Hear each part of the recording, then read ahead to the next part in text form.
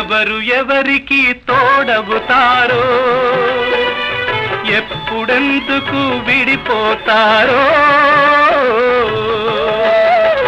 మమతను కాదని వెళతారు, మనసే చాలని ఉంటారు. ఎవ్వరి పయనం ఎందాకో అడగదు ఎవ్వరిని, బదులే దొరకదని. అడగదు ఎవ్వరిని, బదులే దొరకదని. కడుపు తీపికి రుజువేముంది, అంతకు మించిన నిజమేముంది. కాయే చెట్టుకు బరువైతే చెట్టును భూమి మోస్తుందా? ఇప్పుడు తప్పును తెలుసు